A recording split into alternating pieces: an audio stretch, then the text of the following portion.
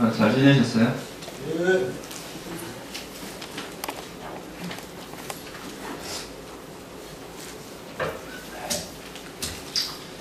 지난 주를 한 주 쉬었는데요. 이번 주는 이제 지난번에 이어서 지난번에 이제 지혜 부분에 대해서 좀 말씀을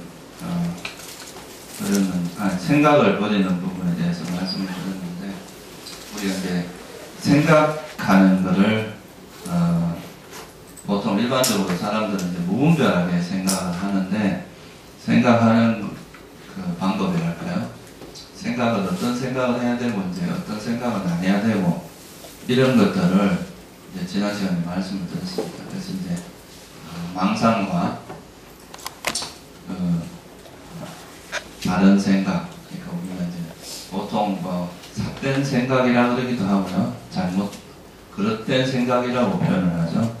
생각이 좀 별로 우리 삶에 이익이 되지 않는, 그러니까 우리에게 별로 도움이 안 되는 그런 생각이 있고, 우리 삶에 큰 도움이 되는 그런 생각이 있는데, 그 두 가지를 이제 분류해서 말씀을 드렸어요.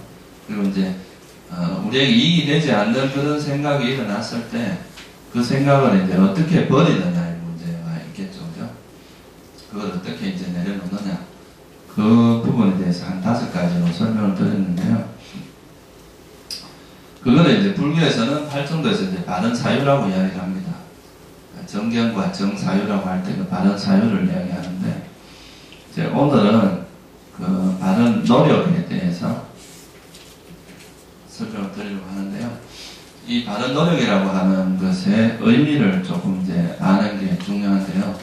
그럼 뭐 일반적으로 우리가 이제 뭐 많은 노력이다, 다 누구나 노력을 하고 이렇게 살아가는데 왜 구태여 이제 바른 노력이라는 이름을 붙였는지, 거기에 대해서 이제 좀 알 필요가 있습니다. 뭐 우리가 삿된 노력이라는 이야기도 쓰거든요.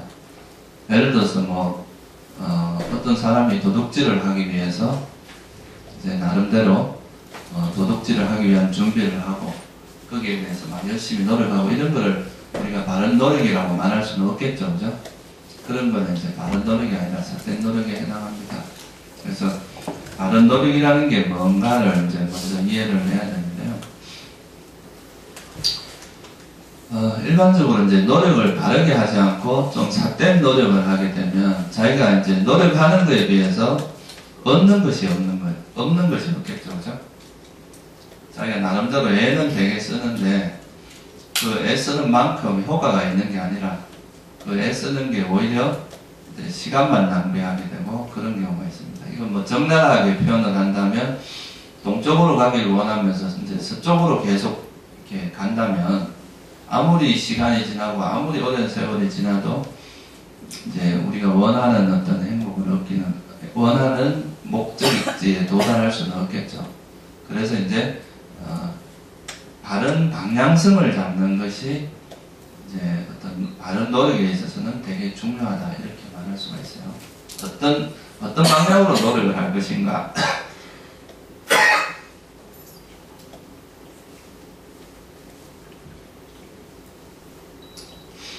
그래서 이제 보통 사람들이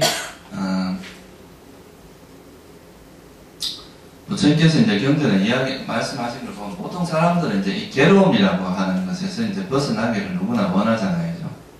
괴로움에서 벗어나는 것이 대부분의 사람들이 이제 바라는 바인데, 그 괴로움으로부터 벗어나는 길에 대해서 이제 정확한 이해가 없다 보니까 이제 주로 이제 일반 사람들이 많이 선택하는 방식이 뭐냐면 이제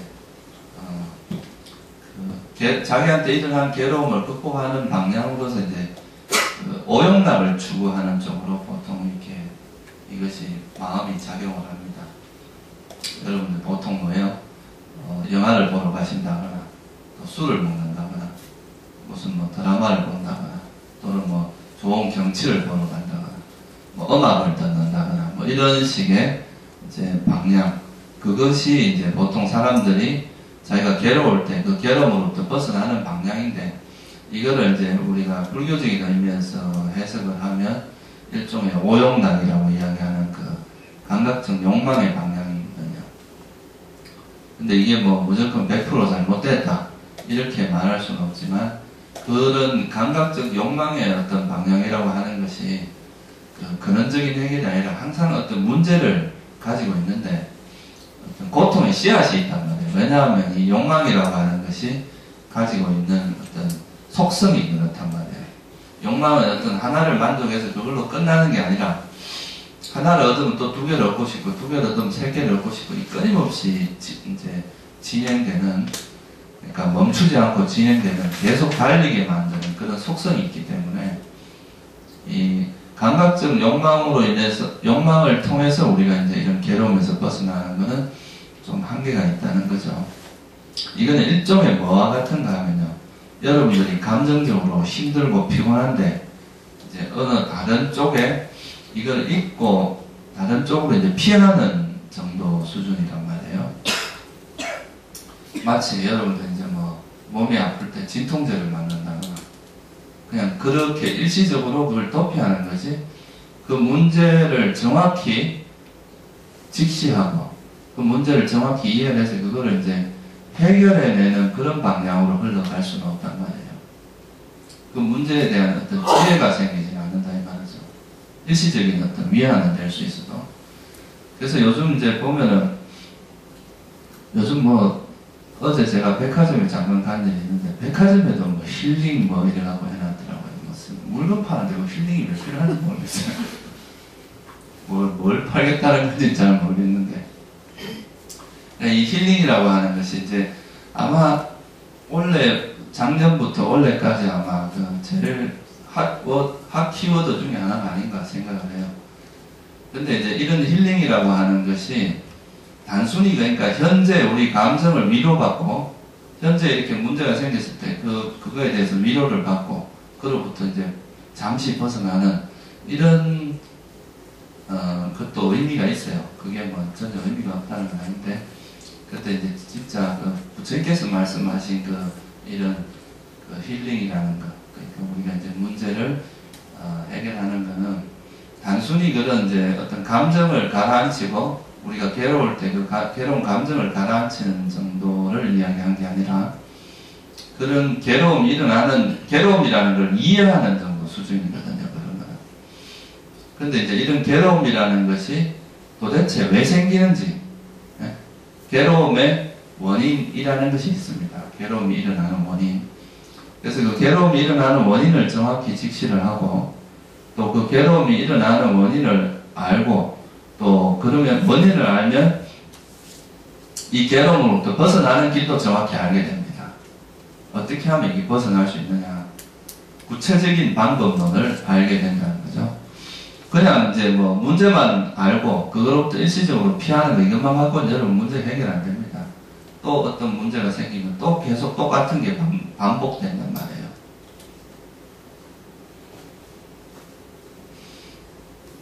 그래서 이 문제를 이제 해결하는 그 구체적인 대안, 어떻게 하면 이제 우리가 괴로움이라는 것을 이해를 해서 그 괴로움으로 벗어나느냐, 이게 이제 이런 것을 부처님께서 설하신 게 소위 말하는 사성제라는 겁니다. 괴로움이라는 게 뭐고, 여러분들이 겪고 있는 일단 괴로움에 대한 이해가 필요하고 그 괴로움의 원인이 뭔가를 알아야 돼요. 또 그 원인을 알고 나면 그로부터 벗어나는 길, 이게 이제 부처님께서 제시한 게 8정도거든요. 그 길을 알아야 돼. 그게 이제 여러분들은 아직까지 이론적인 거에 머물러 있지만 이게 이제 우리 삶에 어떻게 적용을 하는지를 이제 터득하는 과정이 좀 필요한 거죠. 단순히 그냥 이 이론이 아니라 우리 삶에서 이런 이제 부처님 가르침을 어떻게 적용하냐의 문제가 좀 남아 있습니다. 그리고 거기로부터 이제 벗어나게 되면, 괴로움으로부터 벗어나게 되면 어떤 상태가 되는가? 그런 상태가 있기는 한 것인가? 만약에 이제 우리가 괴로움으로부터 벗어난 그런 어떤 목적지가 실제 있느냐? 뭐 수학으로 치면 답이 있느냐 없느냐, 이게 되게 중요한 문제거든요. 그 답이 있다는 걸 알면 우리가 이제 그 답을 구하기 위해서 노력도 하고 또 그게 이제 적절한, 얼마나 이제 근접한 답을 이끌어내느냐, 이런 게 이제 문제가 되는데, 답이 없다라고 할 때는 이 답을 풀 필요가 없거든요. 푸는 것 자체가 의미가 없기 때문에. 그래서 이 네 가지에 대해서 이제 부처님께서 우리 삶의 문제를 푸는 걸로서 아주 이제 정말 구체적이고 정확한 방법을 이제 설명을 하셨는데, 이거를 이렇게 구체적으로 아는 것을 우리가 뭐라고 하냐면 지혜라고 합니다. 불교에서 말하는 거는. 여러분들이 보통 이해하는 그런 지혜하고는 개념이 약간 더 깊습니다. 그 개념보다는. 우리가 보통 지혜라고 하는 것이 그냥 지식적인 측면에서 이해를 많이 하는데, 이 불교에서 말하는 지혜는 어떤 문제 자체를 파악하는 것부터 시작을 해서 그 문제의 원인, 그리고 그 문제를 어떻게 하면 해결할 수 있고, 그 문제를 해결하면 어떻게 된다, 이런 걸 구체적으로 이제 이해하는 거죠. 그런 게 이제 이해가 됐을 때 우리가 이제 바른 노력을 기울일 수 있다. 그래서 예를 들어서 자기가 고통을 벗어나고자 원하면서 계속 오히려 고통이 일어나는 쪽으로 달려간다면 그게 고통이 벗어날 수는 없을 거 아니에요, 그죠? 그래서 이제 이런 바른 노력, 이거는 아까 말했던 그런 이제 지혜, 앞에서 이제 제가 여러 번 말씀을 드렸는데, 소위 말하는 정견이라고 하는 겁니다. 지금 제가 말씀드린 게 어떤 문제가 있으면, 보편적으로 이제 우리 마음의 문제로 좀 돌아와 보면, 마음이라는 게 뭔지를 일단 좀 이해를 해야 되고, 그 마음이 괴롭게 되는 원인이 뭔지를 알아야 됩니다. 괴로운 마음이 있으면 그 괴로운 마음을 이해를 해야 되고, 그리고 그 괴로운 마음이 일어나는 원인이 뭐다. 그럼 그거로부터 어떻게 벗어날 수 있까? 또 어떻게 그 벗어난 상태가 어떤 상태다라는 것에 대한 우리가 이제 기본적으로 그거를 터득해 나가는 과정이 수행의 과정인데, 처음부터 이걸 다 알 수는 없겠죠, 그죠? 처음에는 이제 어떤 이거를 이제 그 지식으로나마 이러이러한 길이 있구나 하는 걸 알고, 그거를 이제 우리 삶에서 자꾸 실천을 하다 보면 그냥 단순한 지식이 아니라 어떻게 적용을 하면 되는다 하는 거, 실제 이제 그 삶의 문제, 우리가 직접 부딪히는 그 문제에서 이제 그 문제를 해결해 나가는 그런 이제 훈련이 되는 거죠. 그게 이제 지혜가 성숙하는 과정입니다. 여러분들이 이제 아플 때마다 이제 병원에 가서 치료를 받고 하는 것도 좋지만, 그 병이 어떻게 생긴지 병에 대해서 잘 이해를 하게 되면 여러분들 아예 병이 아니라고 예방을 할 수 있거든요. 그러니까 불교는 이제 약간 그런 아예 애초에 문제가 일어나지 않도록 예방해주는 효과도 있고, 그 문제를 스스로 해결할 수 있는 능력을 길러주는 겁니다. 그래서 부처님께서 이 법을 이야기할 때 항상 이런 말씀을 하시는데, 스스로 보호할 수 있다, 이런 말이 있어요. 스스로 보호할 수 있다. 이거는 누가 물론 이제 안내해주는 사람은 필요합니다. 왜냐하면 그 안내해주는 사람이 없으면 그런 게 있는지조차도 잘 모르거든요. 근데 그런 안내자의 가르침에 따라서 이렇게 가보면 자기 스스로 알 수 있는 거다, 이거죠, 이거는. 자기 스스로의 지혜를 개발하는 거지, 어떤 누구한테 맨날 의지하면서 살아가는 그런 걸 이야기하는 건 아니다, 이거예요. 그래서 이제 정견에서 바른 노력을 위해서 이제 이 정견이 필요한데, 이 정견이라고 하는 게 뭐냐, 이런 소위 말해서 우리 마음을 괴롭게 하는 것과 괴롭지 않게 하는 것, 행복하게 하는 이 두 가지, 행복을 주는 마음과 괴로움을 주는 마음, 이 두 가지를 구분할 줄 아는 게 정견이다, 이거예요. 이런 이해가 없으면 여러분들이 어떻게 바른 노력을 할 수 있겠냐, 그죠? 그러니까 행복을 원하면서 괴로움을 주는 쪽으로 계속 노력을 하게 되면 그거는 행복이 얻어지는 게 아니라 점점 더 고통의 길로 빠져들게 된다, 이 말이죠. 그런데 이제 행복을 추구하는 쪽으로 가게 되면 이제 바른 길이 그러니까 자기가 노력을 하는 만큼 얻어질 수 있다, 이거예요. 그래서 바른 노력의 첫 번째 전제 조건은 뭐냐면 뭐가 있어야 되겠어요? 정견이 필요하다, 이 말이에요. 바른 견해. 불교에서 말하는 바른 견해는 어떤 것이 여러분들의 괴로움을 주고 어떤 것이 행복을 주는지를 이해하는 겁니다. 전에도 말씀드렸지만 대표적으로 탐욕이나 성냄, 어리석음, 이런 마음들은 우리를 근본적으로 괴롭게 하는 마음들입니다. 그리고 그 반대로 탐욕이 없고 성냄이 없고 어리석음이 없는 그런 이제 자비심이나 지혜, 이런 것들은 우리를 행복하게 하는 마음이다. 이거를 정확히 알면 여러분들 이제 이 괴롭게 하는 마음은 버리고 내려놓고 이 행복을 주는 마음을 개발하는 것이 바른 노력이다. 바른 노력. 그래서 이 이제 경전에 보면 바른 노력에 대해서 뭐라고 되어 있는지 여기 보면 한번 펴보세요. 8정도 부분에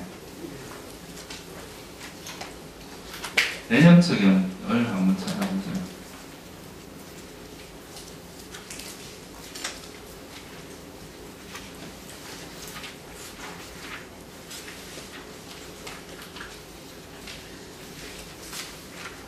(277페이지) 한번 펴보세요.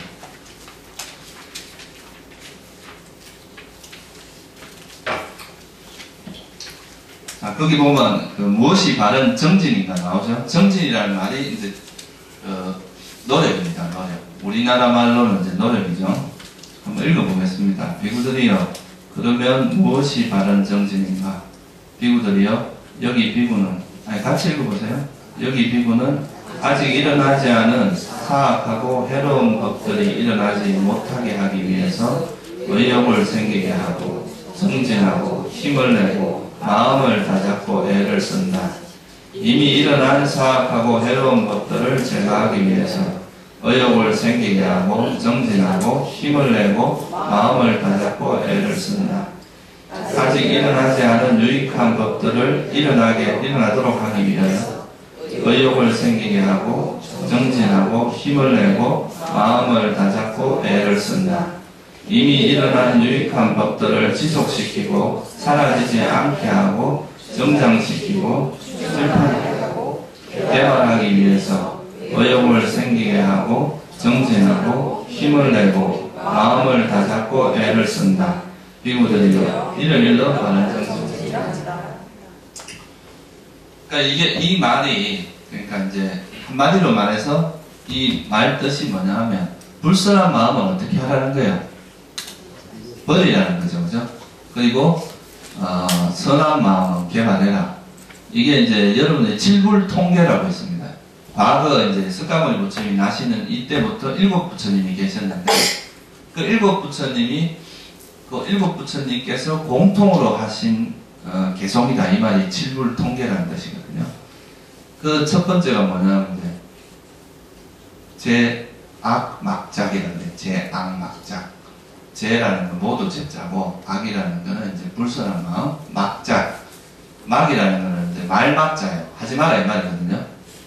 그러니까 이제 모든 불선한 행위는 하지 말고 제악막작, 중선봉행이라고 해요. 그러니까 모든 선한 마음은 받들어 행하라. 자정기, 그러니까 스스로 자기 마음을 깨끗하게 하는 게 이게 이제 시제불교 모든 부처님의 가르침이다. 이렇게 이제 하는 게 있는데, 여기서도 보면 선한 마음을 버리고, 불선한 마음을 버리고 선한 마음을 개발하는 거, 이걸 이제 이야기를 하고 있죠, 그죠? 그래서 바른 노력이라고 하는 거는 한마디로 선한 마음은 개발하고 불선한 마음은 버리는 거다 이거예요. 근데 이 두 가지가 따로 있는 게 아닙니다. 불선한 마음을 버리다 보면 선한 마음이 저절로 개발이 되고, 또 선한 마음을 개발하는 것이 또 바로 불선한 마음을 버리는 것이 됩니다. 예를 들어서 지난번에 알아차림을 계속 여러분의 삶에서 유지한다는 것, 이것도 알아차림을 놓치지 않기 위해서 막 노력하는 건 뭐가 됐어요? 아직 일어나지 않은 선법을 일어나게 하는 거죠, 그죠? 근데 이 알아차림이 지속되도록 하는 건 또 뭐겠어요? 이미 일어난 선을 지속되도록 하는 거겠죠? 그러면 이제 아직 일어나지 않은 선법이 일어나고 그걸 지속하는 게 된단 말이에요. 이 자체가 불선한 법을 버리는 쪽으로 간다 이 말이죠. 그래서 이제 첫째, 이 바른 노력을 위해서 전제돼야 될 거는 우리가 뭐가 선이고 뭐가 불선인지를 알아야 된다 이 말이에요. 이걸 여러분들이 너무 추상적으로 이해하는 게 아니라 여러분 삶에서 일어나는 여러 가지 괴로움의 형태가 불교에서 말하는 이게 어디에 해당되는지를 여러분 이해를 해야 됩니다. 일단, 그러니까 예를 들어서 뭐 우리가 공포, 두려움, 요즘은 뭐 포비아 이런 게 되게 많잖아요, 그죠? 뭐 어떤 뭐에 대한 공포증, 폐쇄 공포증, 무슨 이런 것들이 많이 있단 말이에요. 그런 것들도 어떻게 보면 불교에서 말할 때 이건 성냄의 범주에 들어갑니다. 상황을 싫어하는 마음이거든요. 그러니까 이런 것들, 그리고 또 뭐 우리가 짜증, 뭐 조금 이렇게 막 성질이 막 까탈스럽고 이런 것도 다 성냄에 들어가요. 그러니까 뭔가 사소한 거에 집착하고 막 뭔가 하지 않으면 못 견디고 이런 거는 또 탐욕에 들어간단 말이에요. 그러니까 우리 삶에서 일어나는 여러 가지 그런 문제들을 실제 우리 삶의 문제하고 부처님의 가르침을 이렇게 매치를 시켜서 현재 일어나는 문제하고 이게 어떻게 관계되는지를 이제 관찰을 하게 되면 특히 이제 탐욕과 성냄이라고 하는 이 두 가지가 대표적으로 우리를 괴롭히는 것들이거든요. 그래서 이제 이게 우리 삶에 어떤 것이 이제 일어나는지를 잘 이해하고 그거를 어떻게 해서 버려나가는지 그 버리는 방법론은 이제 제가 조금 이따가 설명을 드리기로 하고요. 그래서 이제 첫째는 선한 마음과 불선한 마음이 뭔가를 이해하는 것부터 시작이 되야 된다. 이건 어떻게 보면 불교의 가치관이라고 할 수 있습니다. 불교에서 말하고는 이 불교란 이름을 빼고라도 우리가 삶에서 진정한 행복을 누리기 위해서는 어떤 세속적인 관점이나 패러다임이 좀 달라져야 돼요, 여러분들이. 우리가 세속적인 패러다임만 가지고 접근을 하게 되면 사실은 계속 다람쥐 쳇바퀴 돌듯이 그 어떤 고통의 굴레에서 벗어날 수가 없습니다. 윤회의 수레바퀴를 계속 돌게 돼요. 근데 여기서부터 벗어나기 위해서는 뭔가 새로운 어떤 형태의 패러다임이 필요합니다. 그 새로운 형태의 패러다임이 예를 들어서 우리가 지금까지는 밖에서 모든 행복을 찾으려고 했는데 부처님은 마음의 행복의 기준이 있다고 했거든요. 여러분 마음에 의해서 이제 행복이 좌지우지 된다 이거예요. 그리고 그 마음에서 좌지우지되는 그 기준을 명확히 제시했습니다. 우리 마음에 탐욕이 있거나 성냄이 있으면 이거는 고통이 되고요. 근데 우리 마음에 이런 지혜나 자비가 있을 때는 오히려 행복이다 이거죠. 그래서 이런 기준을 명확히 제시를 한 것이 여러분들이 아마 이건 이제 공부를 하면 할수록 이 전환점이 얼마나 큰 전환점이라는 걸 이해를 하게 됩니다. 이건 삶을 송두리째 바꾸는 어떤 패러다임의 전환이거든요. 대표적으로 여러분들은 아까도 말했지만 행복을 추구하는 방식이 감각적 욕망의 어떤 방식밖에 잘 모르는데 이 감각적 욕망을 추구하는 것과 다른 어떤 행복의 형태를 알려준 것이 바로 이제 이 부처님의 또 패러다임이거든요. 이게 이제 감각적 욕망, 이런 이제 번뇌로부터 벗어나면서 오는 이 행복이 있다는 것을 처음으로 알려준 거예요, 우리한테. 행복의 기준을 우리는 감각적 욕망밖에 몰랐는데 이거로부터 벗어났을 때 오는 행복이 있다는 걸 알려준 거란 말이에요. 그래서 하여간 이 정견이 있고, 그래서 그 정견을 바탕으로 해서 이제 우리가 살아가면서 예를 들어서 화가 일어났어요. 그러면 그 화를 알아차리는 것이 있어야 우리가 어떻게 할 수 있어요? 이 화를 버릴 수가 있을 거 아니에요, 그죠? 화가 일어나는지도 모르는데 어떻게 이 번뇌를 버릴 수 있겠냐 이 말이에요. 그래서 이제 이 우리 마음, 우리가 살아가면서 우리 마음에서 그런 탐욕이 일어나거나 성냄이 일어나거나 이런 거를 알 때 우리가 그거를 이제 인지를 하고 자각을 할 때 그걸 버릴 수 있다 이 말이에요. 그래서 이렇게 알도록 해주는 작용이 뭐냐? 바로 알아차림입니다. 그래서 이 바른 노력을 위해서 기준이 꼭 필요한, 물론 다른 것도 필요하지만 꼭 있어야 될 것 중에 하나가 정견이 필요하고 그 정견을 통해서 괴로움을 주는 마음이 일어날 때 그 괴로움이 주는 마음이 일어날 때 그것을 알아차리는 것이 필요하다 이 말이에요. 그걸 알아차려야 버릴 수가 있습니다. 그래서 이제 그 첫째 이제 알아차리는 것이 이제 정견, 그 다음에 알아차림이 필요하고 그러면 이제 어떤 식으로 알아차린 다음에 어떻게 할 거냐가 또 중요하겠죠, 그죠? 그러면 이걸 어떻게 버릴 거냐 이 말이에요. 어떤 식으로 우리가 노력을 해서 이런 걸 버려나갈 거냐. 그 앞에서 제가 이제 생활 속의 알아차림을 통해서 이런 번뇌가 일어날 때 어떻게 버리고 이런 걸 이제 설명을 드렸어요. 기본적인 거는 이제 번뇌가 일어나면 그 번뇌에 대한 이해를 해야 됩니다. 그 번뇌가 이게 진짜 번뇌인지 아니면 우리에게 유익한 마음인지를 먼저 이해하는 게 중요해요. 그러니까 번뇌라 생각하면 이건 이제 번뇌라는 거를 철저히 알고 그러면 이 번뇌가 왜 일어나는지 이런 건 여러분 자꾸 관찰하다 보면 알게 됩니다. 원인을 알고 그러면 이제 이 버리는 방법을 찾을 수가 있는데 이 버리는 방법은 지혜를 통해서 버리는 방법이 있어요. 이제 지난번에 말씀드렸듯이 생활 속의 알아차림을 통해서 그 일어나는 번뇌들을 정확히 이해를 하면 나중에 이것은 정말 무상한 것이다, 실체가 없다, 또는 조건 따라 일어나는 것이다, 또 원인을 알고 그 원인을 버리는가, 이런 다양한 방법을 통해서 이 번뇌를 이제 버리게 되는데, 이런 노력들은 이제 알아차림이라고 하는 것은 일종의 이제 우리 문제에 직면하는 겁니다. 직면. 도망가는 게 아니고. 이 문제를 제가 이제 대충 보면 사람들이 이런 힐링이나 뭐 이런 걸 좋아하는 게 어떤 면에서는 좀 위안받고 싶은 거예요. 세상에서 힘든 거를. 그런 말, 그런 좋은 말, 또는 이제 그런 막 좀 감동적인 분위기 속에서 뭔가를 위안받고 싶은 건데, 근데 이게 이제 나쁘다는 건 아닙니다, 절대로. 그런 것이 필요해요, 이 부분에서 하는 때는. 근데 이 위안으로 만약에 끝나버린다면, 이 문제, 그러니까 그런 문제가 생겼을 때, 그걸 옆에서 누가, 그래, 힘들지, 뭐, 도닥도닥거리주고 넘어간다면, 이 어려운 일을 통해서 여러분이 배우지는 못합니다. 어떤 이런 어려움을 통해서 우리가, 이 어려움이 왜 일어나고, 이런 어려움이 있을 때 내가 어떤 식으로 극복하니까 내 마음이 평안해지더라. 이런 것들을 그 문제 속에서 이제 우리가 피하지 않고 도망가지 않고 그 문제를 직시해서 거기서 이제 이런 식으로 지혜를 만약에 개발하게 되면, 그러면 이거는 문제가 이제 단순히 위안의 범위를 넘어서서 그 문제의 본질을 파악하게 됩니다. 이 문제의 본질은 여기 있고, 이걸 원인은 뭐고, 이걸 어떻게 했을 때 내가 마음이 평화로워질 수 있다. 이렇게 되면 다음에도 여러분이 그런 문제가 부딪히면 절대 그게 현혹되지 않는다 이 말이에요. 그건 왜냐하면 그 문제의 원인을 정확히 파악을 했기 때문에.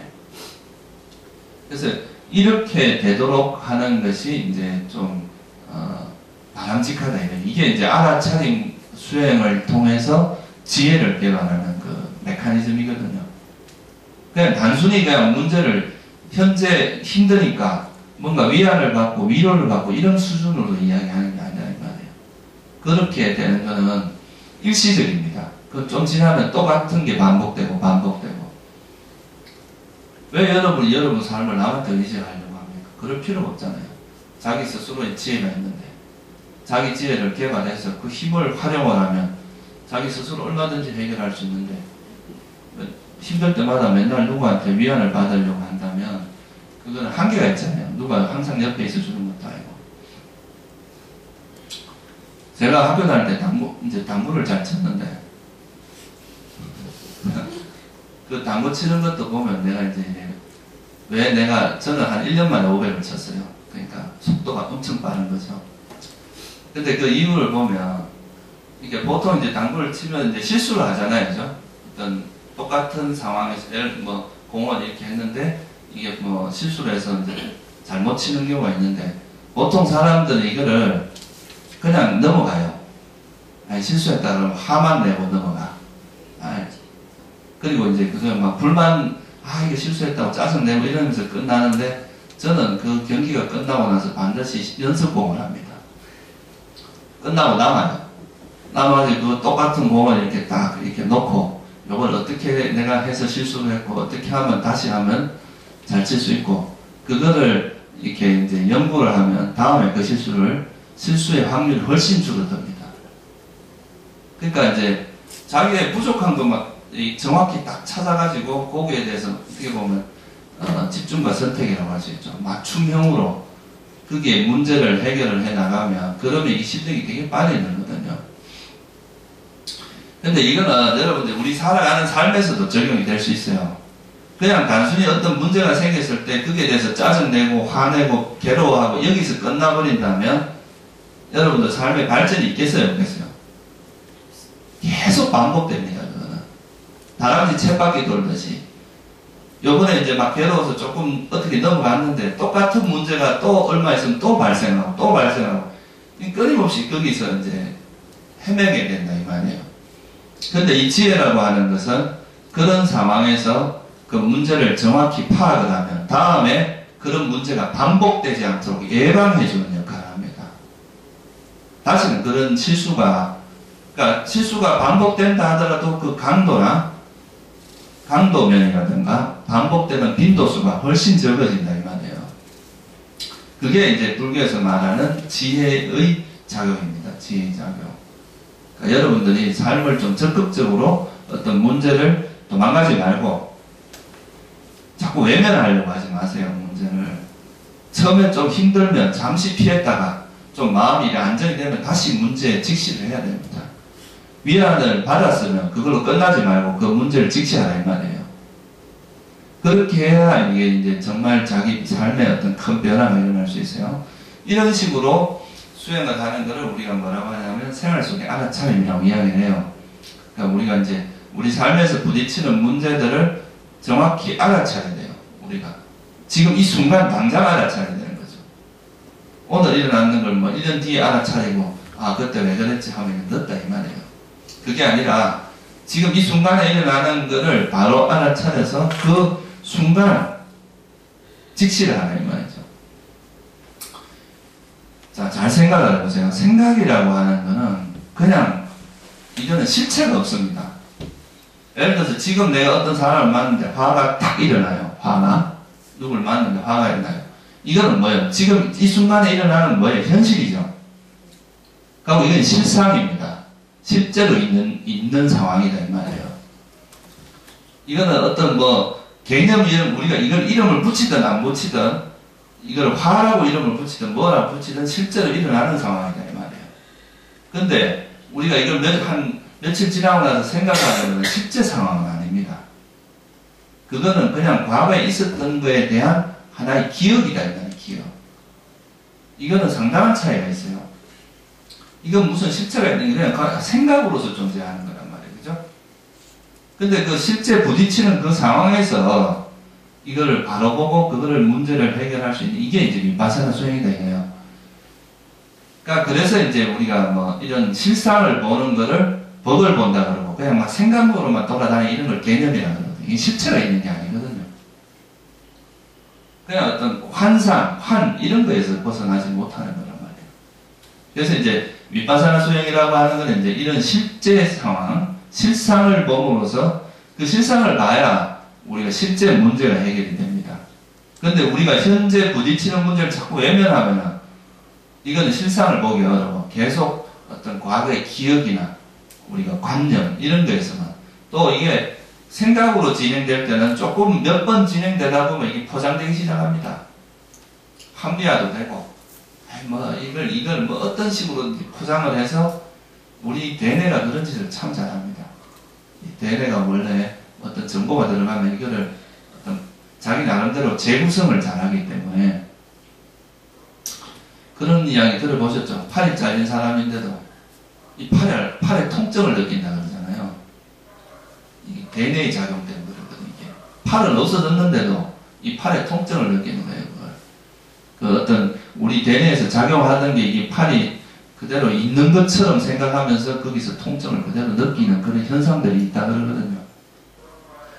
그러니까 이게 이제 현재 그 부딪히는 그 순간에는 실상이 있지만 우리가 이제 지나고 나서라든가 생각의 범주에 들어가면은 벌써 그 실상은 없어지고 그냥 관념만 남습니다. 개념, 관념.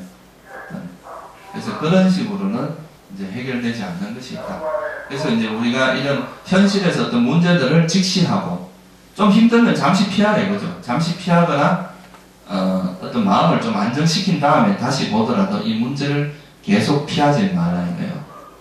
그게 이제 우리가 소위 말해서 알아차림, 생활 속의 알아차림 수행의 이제 아주 중요한 부분입니다. 근데 그렇게 하다 보면 어떤 일이 발생하냐면 이제 좀 피곤해요. 힘이 들고 또 지칠 수도 있습니다. 이제 노련하지 않을 때는 왜냐하면 에너지를 많이 썼기 때문에 그럴 때 이제 좀 마음이 또 뭐라고 너무 이제 현실에서 이제 그런 문제를 해결하려고 하다 보면 또 앞에서 이야기했던 그 지혜가 작용하는 게 아니라 망상, 그러니까 근심걱정이 작용할 수도 있습니다. 그래서 이럴 때는 이제 뭐가 필요하냐면 우리 마음을 좀 가라앉히고 고요하게 할 필요가 있거든요. 그럴 때 이제 우리가 활용하는 방법이 호흡 명상 같은 겁니다. 그러니까 평소에 우리가 이제 생활 속에서 지친 이런 마음들을 그 호흡 명상을 통해서 마음을 고요히 가라앉히고 생각을 멈추는 훈련이거든요, 이게. 우리가 이제 생활 속에서 알아차림하는 건 생각을 멈출 수가 없잖아요, 그죠? 물론 이제 잡다한 생각은 멈출 수 있지만 그렇다고 해서 어떤 뭐 지나가는 걸 아는 거라든가 신호등을 듣는 거라든가 아는 사람을 보는 거라든가 이런 걸 안 하면은 사회생활 자체가 안 되잖아요. 그죠? 그러니까 그런 정도 최소한의 것들을 해야 되기 때문에 마음이 멈출 수는 없어요. 그런데 이 이제 좌선 자세로서 이렇게 앉아서 할 때라든가 조용한 때 이런 데 가서는 생각 자체를 멈출 수가 있다 이 말이에요. 아예 이제 여러 대상을 알아차리는 걸 멈추고 하나의 대상에만 마음을 두면서 내 마음에 달리는 것. 계속 지금까지 뭔가를 하고 있었잖아요. 마음이 활동을 하고 있었단 말이에요. 그 활동을 멈추고 고요히 있는 시간을 한번 가져보는 것이 마치 여러분들 직장에서 일 열심히 하다가 조용히 방에서 쉬는 거나 비슷한 효과가 있습니다. 그래서 이제 마음을 좀 고요하게 쉬는 방법으로 생활 속에 알아차림 하시더라도 하루에 일정한 시간 정도는 앉아서 자선을 하면서 자기 호흡을 알아차리면서 마음을 생각을 멈추는 그런 훈련을 좀 할 필요가 있습니다. 그렇게 하는데 가장 적합한 부처님께서 이 생각을 멈추는데 가장 좋은 수행 방법이 호흡이라고 했어요. 호흡 명상. 들숨날숨에 대한 알아차림입니다. 이 들숨날숨을 알아차리면서 생각을 그냥 가만히 멈추고 있는 상태죠. 다른 생각은 다 내려놓고 오직 숨을 아는 마음만 지속하는 거죠. 숨에 대한 생각만을 지속하는 거예요. 생각이라기보다 숨을 아는 그 마음만 지속하는 거죠. 이렇게 되면 마음이 되게 고요하게 쉬게 됩니다. 그러니까 이거 마치 비유를 하면 뭐냐면 이렇게 거미가 필요할 땐 거미줄을 막 내놨다가 필요 없을 땐 거미줄을 딱 꺼두고 가만히 있는 그런 게 있잖아요. 그죠? 그런 것처럼 우리가 생각이 필요할 땐 생각을 쓰다가 생각이 필요 없을 때는 가만히 멈추고 있는 거죠. 이런 연습이 필요하다 이 말이에요. 그래서 이제 호흡에 알아차림을 두면서 다른 생각은 다 멈추고 오직 호흡에 대한 알아차림을 하는 거죠. 근데 이것도 사실 세상 사람들이 별로 해보지 않은 패턴입니다. 세상에서 계속 끊임없이 생각을 달리는 연습만 있지 이 생각을 멈추는 것을 이야기해주는 사람은 별로 없어요. 그러니까 우리가 이런 종교나 이런 수행 쪽에만 가면 수행 같은 데서만 좀 생각을 멈추라 이런 이야기가 있지 일반 우리 사회속 교육에서는 그런 게 별로 없단 말이에요. 그래서 이제 이 생각을 멈추고 있는 것이 아무 의미가 없는 것 같지만 호흡만 쳐다보고 있는 게 돈이 생기냐 지혜가 생기냐 뭐가 생기냐 내가 왜 이 짓을 하고 있나 이런 생각을 할 수도 있어요. 그런데 우리 마음은 그러니까 정신이 없고 막 혼란스럽고 산만할 때 절대 지혜가 생기지 않습니다. 이 지혜라고 하는 것은 우리 마음이 고요한 상태가 돼야 생긴단 말이에요. 고요해져야. 이 마음이 이렇게 산란하고 막 들떠있고 불안하고 막 움직이고 이런 상태에서는 앞에서 제가 지난 시간에 이야기한 망상이다 이래요. 망상. 그런 건 지혜라고 하지 않습니다. 불교에서 말하는 그런 지혜가 생기기 위해서는 마음이 고요해질 필요가 있어요. 그래서 밖에서 막 활동을 하다 보면 알게 모르게 이제 고수가 될수록 그러지 않는데 여러분들이 처음에는 이제 마음을 자꾸 이제 움직이다 보면 그게 때가 묻기가 쉽습니다. 번뇌에 때가 서서히 조금씩 묻어요. 그러면 이걸 또 다시 이렇게 막 움직일 때는 그런 걸 잘 모르는데 가만히 앉아서 있어 보면 그 또 마음이 좀 이렇게 번뇌가 물들어 있으면 생각이 멈추지 않고 막 달리는 그런 에너지가 느껴지거든요. 그러면 이건 내가 또 이제 나도 모르게 번뇌에 많이 물들었구나 하는 걸 알고 다시 또 마음을 가라앉히고 그러니까 어떻게 보면 다시 자기를 점검하는 효과도 있습니다. 앉아 있으면 내 마음이 지금까지 오늘 하루 정도 어떻게 움직여 왔구나 하는 걸 다시 볼 수도 있다 이 말이에요. 그러니까 수행이라고 하는 것은 어떻게 보면 아까도 말했지만 그냥 불선한 마음을 버리고 선한 마음을 개발하는 이게 수행입니다.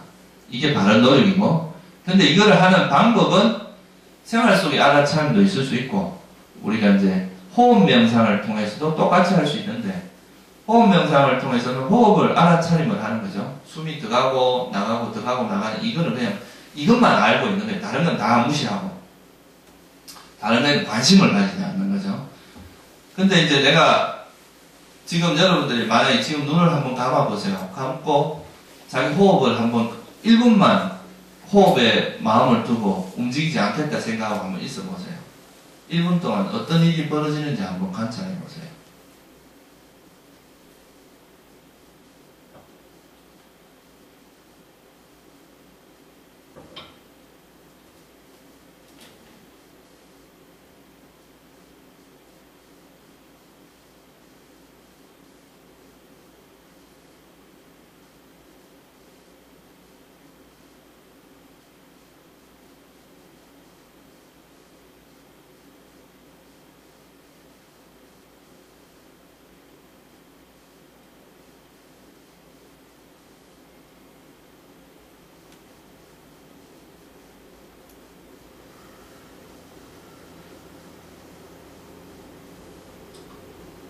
이제 눈을 떠보세요.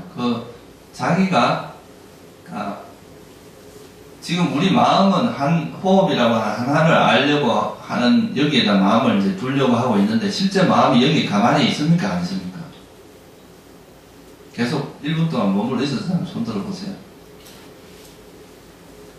일반적으로 우리 마음은 가만히 있지 않습니다. 왜냐하면 부처님께서 마치 이걸 뭐라고 비유를 했느냐. 원숭이가 이 나무를 잡았다가 저 나무를 잡는 것처럼 뭔가 대상이 있어야 마음이 일어나거든요.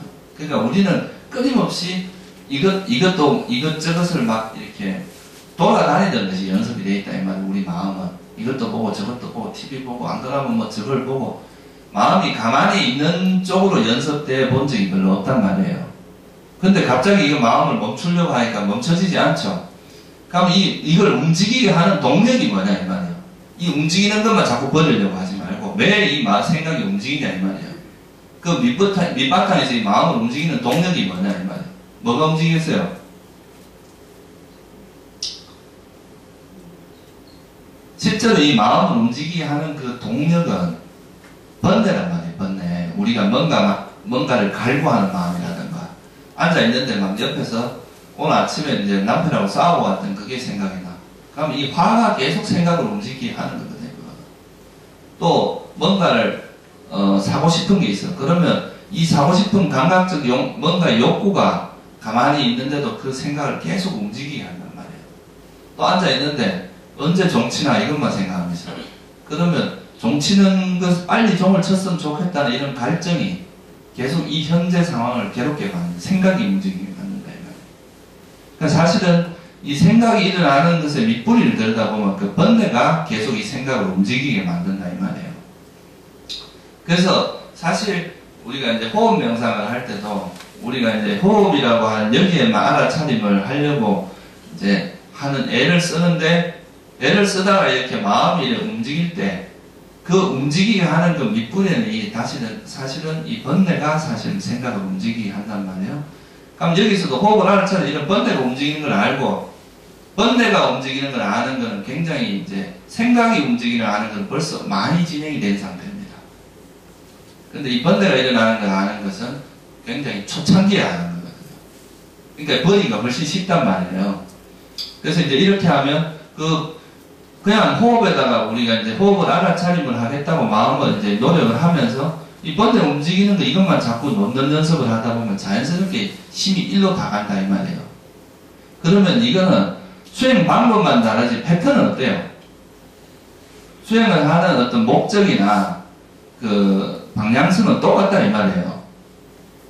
결국은 번뇌를 버림으로써 그러니까 우리가 현재 이제 생활 속의 알아차림은 현재 일어나는 그 문제에 직시를 해서 지혜를 개발해서 그 문제에 대해서 그 문제를 이해하고 그거를 극복하는 이런 지혜를 기르는 데 초점이 맞춰져 있다 한다면 호흡 명상은 둘 다 이제 똑같은 패턴이긴 한데 여기는 이제 하나의 대상에 머물면서 오직 대상을 이렇게 막 돌아다니니까 하나의 대상에 머물면서 그 하나의 대상에 머무는 걸 통해서 다른 번뇌를 놓는 방식으로 간다면 이거는 이제 그러니까 마음이 좀 고요한 상태를 만드는 거죠. 그래서 한 시간쯤 만에 마음이 고요해졌다. 그럼 거기서 나와서 다시 또 현재 문제에 직면할 때는 벌써 마음이 뭐냐면 회복이 되어 있다는 말이에요. 다시 쌩쌩하게. 과거에 지쳐있던 마음이 아니라 새롭게 회복된 마음 상태가 된다는 말이에요. 그런 회복된 마음으로 또 다시 현실에 부딪히면 훨씬 더 파워가 있습니다. 그러니까 마음도 피로 회복이 필요하다 이 말이에요. 마음이 이제 피로회복이라는 건 번뇌에 시달리지 않는 그런 상태를 만들어줄수록 마음은 쌩쌩해집니다. 마음이 뭐 늙거나 병들거나 이렇지 않거든요. 마음은 번뇌에 이제 시달리는 거기 때문에 번뇌가 없으면 마음은 굉장히 활기차고 활력이 넘칩니다. 불교 수행을 하니까 왜 이렇게 허무해지고 뭐 이렇다는 수행을 다 잘못하는 겁니다. 그거는 올바른 수행을 하지 않았기 때문에 그런 거예요. 원래 올바른 수행을 하게 되면 수행자의 마음은 마치 어린애 같아집니다. 활력이 있다면 금방 회복되고 어떤 문제가 생기더라도 그거에서 회복 속도가 엄청나게 빠르고 항상 생동감이 넘치고 활력이 넘칩니다. 어떻게 이 수행을 하는 사람이 그런 축 처지고 우울해지고 이런 일이 어떻게 있을 수가 있냐. 우울한 게 뭔데? 성냄인데. 그러면 성냄에 빠져드는 것이 수행을 하는 게 아니다 이 말이에요. 이건 활력이 넘칩니다. 단지 어린애하고 다른 것은 뭐냐 하면 어린애는 지혜가 없이 그런 거예요. 그냥 그건 아직 번뇌가 분화되지 않았기 때문에 그런 상태인 거고, 그런데 이제 수행자들은 지혜를 통해서 그렇게 된 겁니다. 그래서 여러분들 옛날에 선사오로 같은 거 보면 완전 어린애 같은 그런 마음 상태, 그런 걸 볼 수 있는 곳이 많거든요. 도인의 삶을 보면 굉장히 순간순간을 되게 만족해하고 즐겁고 행복하고 또 그런 지혜가 넘치기 때문에 마음 상태가 아주 생동감 넘치고 어린애 같고 금방, 그러니까 어떤 때가 묻지 않기 때문에 그런 거죠. 그래서 호흡 명상을 하는 목적이 그게 있다 이 말이에요. 가만히 쉬는 게 아무것도 안 하고 있는 게 아니라는 거죠, 내 말은. 더 깊은 지혜를 위해서 잠시 휴식을 취하고 또 우리 마음을 고요하게 하는 거고, 또 이 마음이 고요해지는 것 이 자체가 번뇌를 가라앉히는 또 과정 중에 하나다 이 말이에요. 번뇌를 버리는 과정 중에. 그러니까 이런 두 가지가 상생의 효과를 냅니다. 생활 속의 알아차림을 통해서 우리가 지혜가 길러지고 또 그 지혜가 또 이런 우리가 호흡 명상을 통해서 마음을 고요히 함으로써 그 고요해진 이 생활 속에 알아차림을 하다가 이제 지친 마음이 쉴 수도 있어요, 여기서. 그러면 다시 마음이 이제 아주 또 어린애 같은 그런 마음이 되기 때문에 다시 또 나와서 생활 속에 알아차림 또는 지혜를 개발하는 데 있어서 아주 효과적으로 작용이 되고, 원래 이 고요함을 닦는 가장 큰 목적은 지혜를 위한 겁니다. 지혜를 기르기 위해서 고요함을 닦는 거지, 고요함 자체만을 즐기는 것은 부처님께서 추천한 방법이 아닙니다. 그런 것은 부처님께서 그렇게 해라라고 추천한 적이 없어요. 그러니까 예를 들어서 여러분들이 이제 수행을 하다 보면 이런 문제가 있을 수 있다. 지혜가 모든 부처님의 가르침의 선법의 최고입니다. 최고. 뭐냐 하면 이 세상에 있는 모든 발자국 중에 최고 큰 발자국이 무슨 동물의 발자국이에요? 코끼리 발자국이잖아요. 그처럼 부처님께서 이제 이 선한 법, 선법의 어떠면 지혜라고 말씀을 하셨거든요, 경전에. 선법의 어떠면 지혜다 이거죠. 모든 그 선법의 가장 어떠면 지혜라고 했어요.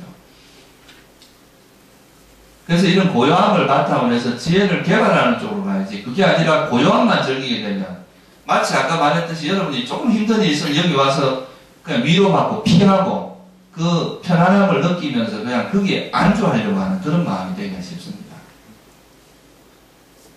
그러니까 이제 사마타, 이제 이런 호흡 명상이나 이런 걸 이제 우리가 삼매를 닦는 수행을 사마타 수행이라고 하는데, 이런 삼매를 닦을 때 잘못하게 되면 이 삼매가 여러분들의 도피처가 될 수 있어요. 새소리에 지치고 힘들면 여기 와서 고요하니까 거기 숨어서 피하려고 한단 말이에요. 그것도 나쁜 것은 아니라 이거죠. 힘들 땐 피하라 이거예요. 피하더라도 거기서 머물지 말고 그 지친 피로가 풀리면 다시 나가서 현실에 부딪히고 그 문제를 정확히 이해하고 자기 문제를 해결할 수 있어야 된다. 지혜를 개발하는 쪽으로. 그게 여기서 멈추고 여기 선정의 어떤 고요한 상태를 집착하는 쪽으로만 가면 좀 바른 방향이 아니다. 지혜가 없기 때문에 그런 거예요. 그죠? 지혜를 개발하는 쪽으로 가야 된다 이 말이죠. 그래서 고함과 지혜라고 하는 것은 정말 서로가 상생이 아주 중요한 부분입니다. 그래, 사람이 이제 뭐 생각을 많이 하고 뭐 결정을 못하고 되게 이제 막 고민하고 있는 그런 사람이 있을 때 가서, 아니, 그 고민하지 말고 그냥 생각을 좀 쉬어봐. 그럼, 아니, 난 문제를 해결해야 되는데 왜 자꾸 생각을 쉬라 그러냐. 이렇게 막 따질 수가 있어요. 근데 그렇게 번뇌가 많은 상태에서는 아무리 생각해봐야 답이 안 나옵니다. 제가 옛날에 그 이제 대학 다닐 때 그 MT를 간 적이 있는데 우리 북한산에 이제 우리 과 MT를 갔었어요.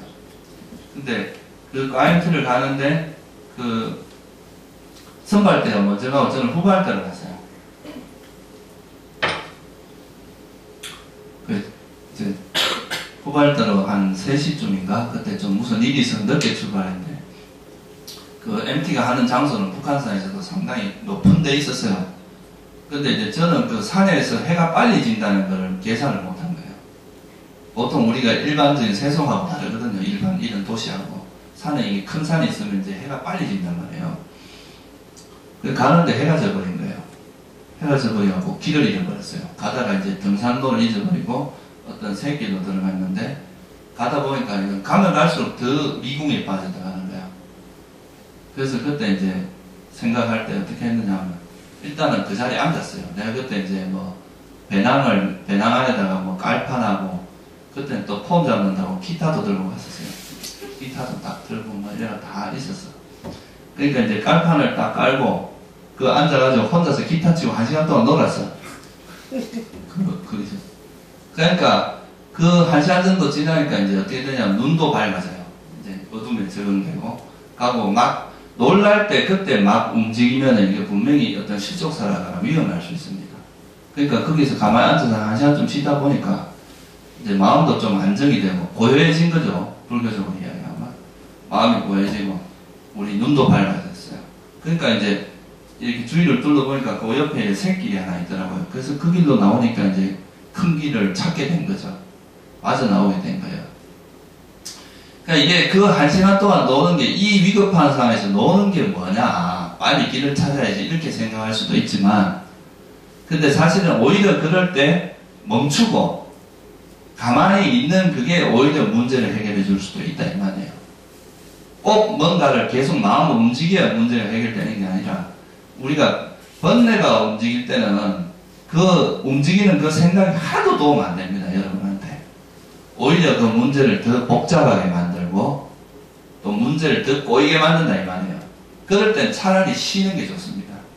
생각을 멈추고 쉬면 오히려 그게 문제를 해결해 줄 수 있다 이 말이에요. 그렇다고 뭐 계속 쉬면 안 되겠죠. 네? 적당히 쉬고 나서는 마음이 안정될 때까지는 쉬는 게 좋아요. 그러고 나서 어느 정도 마음이 안정되면 다시 그 문제에 들어가면 그때는 문제가 해결이 될 수 있다 이 말이에요. 그러니까 이제 그런 것을 여러분들이 잘 좀 이해를 해야 됩니다. 그러니까 호흡 명상도 그와 같은 거다 이 말이에요. 내 말은.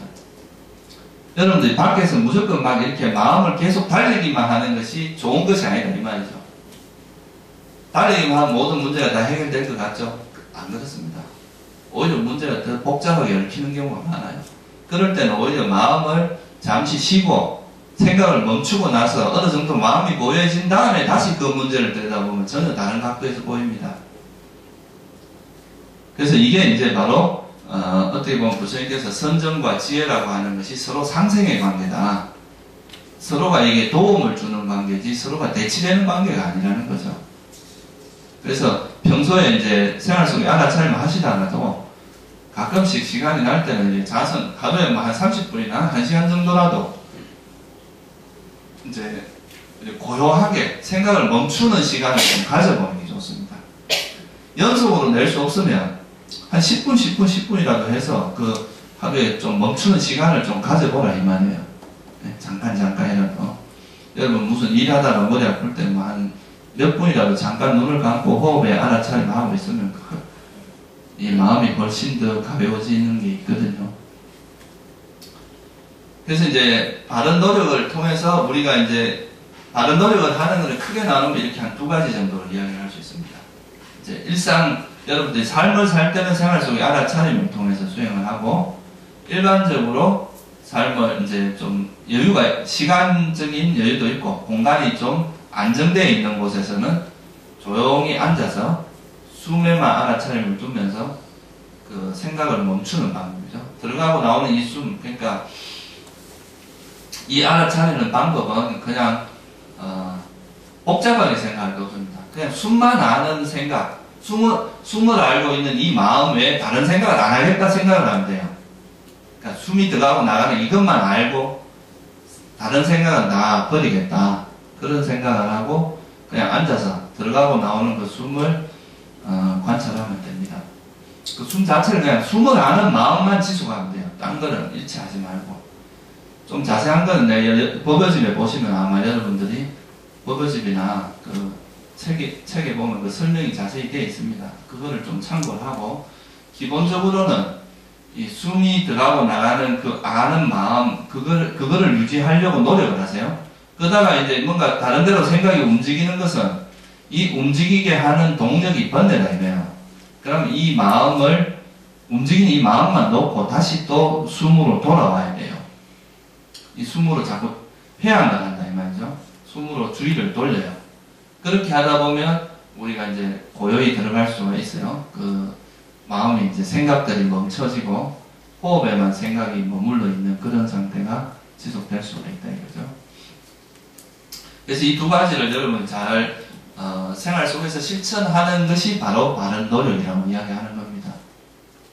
그러니까 이런 노력을 위해서는 아까 말했듯이 기본적으로 정견이 있어야 된다 이 말이에요. 그리고 알아차림, 이거는 이제 모든 수행에 동반되는 거죠. 그래서 지난번에 말씀드렸던 것과 호흡 명상, 이거는 이제 제가 수행 방법은 자세히 설명을 안 드렸습니다. 그건 뭐 우리 선언 홈페이지나 또 이 책이나 이런 데 보면 내가 옛날에 설명을 해놓은 게 자세히 나와 있으니까 그걸 한번 참고를 하시고요. 숨이 들어가고 나가는, 그러니까 생각을 일상생활에서는 꼭 필요한 생각만 하라 돼요. 쓸데없는 생각을 하지 말고. 그리고 이제 뭐 꼭 어떤 일을 이제 우리가 이런 자선 상태나 어떤 뭐 아주 고요한 어떤 숲속이나 이런 데서는 그냥 왔다 갔다 경영하면서 그럴 때는 이제 발에만 알아차림을 두면 되겠죠, 그죠? 호흡에 하지 말고. 그래서 이제 때로는 생각을 멈추는 시간을 가져볼 필요가 있다 이거예요. 생각을 움직일 때는 꼭 필요한 생각만 해요. 바른 생각, 꼭 필요한 생각만 하고, 일상적으로 이제 생각을 움직일 필요가 없을 때는 멈추는 연습을 동반하는 것이 좋다 이거예요. 생각을 멈추는 것은 새로운 지혜가 생길 수 있는 어떤 토대가 됩니다. 이 고요함이라고 하는 것은.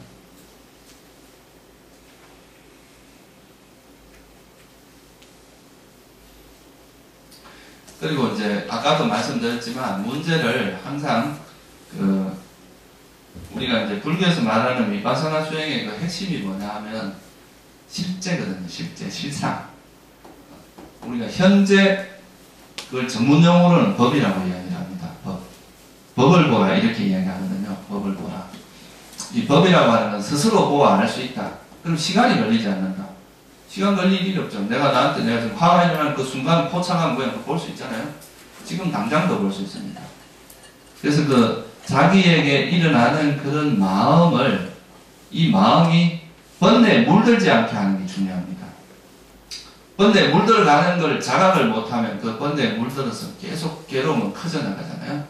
그래서 그거를 항상 자각하고, 또 아까 말했듯이 그렇게 해서 번뇌가 물들지 않고 살아가는 게 생활 속의 알아차림이고, 그리고 일상으로 다시 이제 여유가 있을 때는 마음을 멈추는 훈련도 해보라 이거죠. 때때로는. 아시겠죠? 오늘은 이제 법회 끝나고 지금 잠시 후에 생각을 멈추는 여러분 연습을 한번 해보는 게 좋을 것 같아요. 그래서 호흡에 이제 숨이 들어가고 나가는 걸 알아차리면서 지금부터 한 20분 정도만 같이 수행을 한번 해보겠습니다.